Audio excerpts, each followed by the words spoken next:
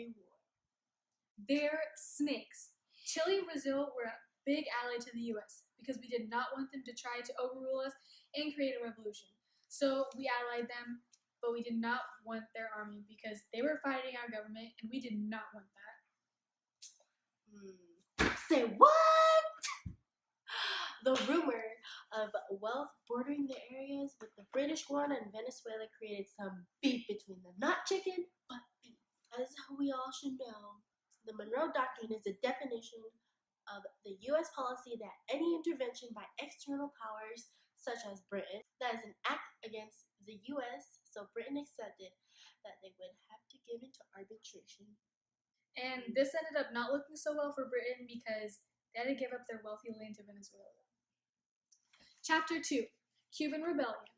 Cuba and Spain suffered beef with each other because Cuba rebelled against Spain. After a few years, 10 to be exact, of throwing their fists at each other, Spain finally had enough to put in reforms to appease the Cuban people. Soon after they were finally done with their fight, they got into another one because Cuba's economy collapsed. Okay, this fight became so bad that Spain had to send over 150,000 troops and its best general, Valeriano Weyler, to contain the Cuban rebels.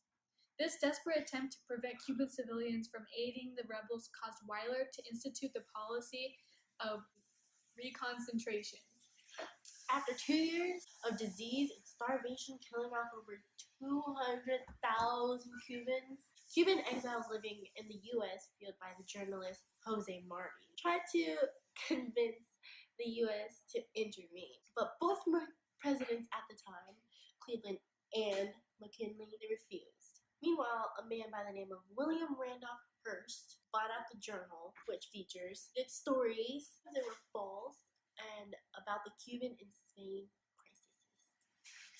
This was a huge catastrophe for Spain because when these articles were published, the Cuban rebels caught favor of the American public. Chapter 3. Taking a Step. De Lome letter was the name of a letter written and published by Doble de Lome, stolen from the Spanish ambassador, describing McKinley as a weak and bitter for the admiration of the crowd, which caused a huge problem in America. The USS Maine went boom after an accidental fire that set off a leak of ammunition. This quote-unquote accident ended up killing more than 250 American sailors on February 15th. Rest in peace. As the Americans we are, we shoved the blame off of this tragedy on Spain. With all this rebellion going on in Cuba, the people of the Philippine Islands decided to join in. Great. This was good for us Americans because the Philippines could become a key base for the United States to protect their trade with Asia. Roosevelt called on naval commanders in the Pacific to prepare for military action against Spain. The president at the time, McKinley, got word about Roosevelt's call and withdrew most of the naval commanders. Admiral George Dewey was told to attack the Spanish fleet in the Philippines if war broke out in Spain. McKinley, in his attempt for a peaceful solution for this, set a list of demands to Spain. He spoke for the compensation for Maine, an end to the reconcentration camps, and Cuban independence. Spain, being stubborn though and selfish, decides to accept all but Cuban independence. McKinley just gave up and sent a war message to Congress. Yeah, and Congress recognized Cuban independence and took action for the force against Spain. Chapter 4. The Start. Fast forwarding to the day of the war where it actually started in the Philippines. As shown on the map. Admiral Dewey decided to throw a deadly surprise party on Spanish ships floating in Manila Bay. Dewey destroyed Spain's entire Pacific fleet in just 7 hours. He resigned his position and assistant secretary of the Navy and recruited a bunch of different people to the San Juan, causing the Spanish-American War. The people who went into the war were just regular people who volunteered to be a part of it. Cowboys, miners, policemen, and even college athletes. The United States signed a Treaty of Paris with Spain in December of 1898. This flipped Spain because they ended up recognizing Cuba's independence. But Spain wasn't going down until they were handed over $20 million And with that money handed over, they gave up the Philippines, Puerto Rico, and the Pacific island of Guam to the United States. So technically, those used to be the U.S. territory, also known as unincorporated territories. The Senate ratified the treaty, giving away millions of dollars, but not without debate. Chapter 5, Post-War.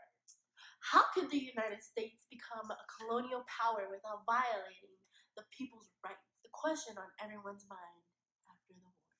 Well, Filipino rebels fought alongside American troops in the war against Spain, expecting that we would win and then they would have their independence back. A rebel leader by the name of Emilio Aguinaldo issued a proclamation in 1899 telling the U.S. to ignore him. The Filipino rebels and American soldiers' tension grew too strong to resist, causing a war in 1899. More than 4,000 Americans were killed and the other 3,000 were wounded. That seems like a lot, and it is, but compared to the 16,000 Filipino rebels that were killed, I would say that we won that one. I wouldn't really say that. We met our goal to wipe out the rebels, but we ended up killing over 200,000 innocent Filipino civilians. And on top of that, so it's like we basically lost 200,000 points. Yikes. Oh yeah. And this tragedy of a war didn't even end the tension between the US and Filipino rebels. And on top of that, the Philippines didn't gain their independence until 1946. So basically, this was all just a bunch of useless fighting. Wow. Cuba's fate was in the hands of what is known as the Teller Amendment, which was attached to Congress's 1989 war resolution against Spain to get their independence. The document promised that the U.S. would not annex Cuba. But the thing is that our involvement with Cuba didn't end with our victory over Spain. After the chaos following the war, President McKinley installed a military government in Cuba to protect American business interests. This lasted for 3 years. Yep, and this government organized a school system and restored economic stability in Cuba. That's amazing. Raise balls. They also established a commission that led to a cure for the deadly disease, yellow fever. But then the Cubans felt that the U.S. was betraying their word and that they would secure Cuban independence. Yeah, which sucked for us. So as the U.S., we kicked them out of our lives, which was written in the new Constitution. Cubans were authorized by the U.S. military to begin to draft this Constitution, but we then told them that we would only agree to removing our troops if the Cubans included provisions outlined in the document called the Platt Amendment. This amendment stipulated that the Cuban government cannot enter any foreign agreements, must allow the United States to establish naval bases as needed on the islands, and must give the United States the right to intervene whenever necessary. Cuba, of course, barely but agreed to these terms. Between all of this Cuba and America drama, the U.S. had Puerto Rico under its territory and military lockdown. Our military helped in the development of infrastructure and education and also acted as a police force. After removing military control and established a civil government, the U.S. gave up more freedom and control to the Puerto Rican people. Chapter 6, the Pacific. Business interests peaked in the U.S.'s interest with Hawaii in the late 1800s. In 1887, Hawaii and the United States renewed a trade treaty that allowed Hawaiian sugar to be sold in the U.S. Hawaii liked us so much, they even rented out Pearl Harbor to us as a fueling and repair station for naval vessels. Yup, and white Hawaiian-born planters forced the Hawaiian king to accept a new constitution that gave the U.S. control over their government. In 1891, the king sadly died, but his sister came onto the throne. And she was a strong nationalist who did not want anyone but her people to rule the land. She also wanted to reduce the power of foreign trade with merchants like us. Fortunately, she was removed from the throne the same year she was seated in it. The new successor of Hawaii proclaimed it as a republic, and they requested to be annexed by the U.S. When McKinley was elected president, he was all for Hawaii becoming a part of the United States. And in 1898, Congress approved the annexation of Hawaii. Go Hawaii. In 1878, Samoa and the United States negotiated a treaty with the U.S., offering protection in return for a naval base on Samoa's harbor at Pago Pago.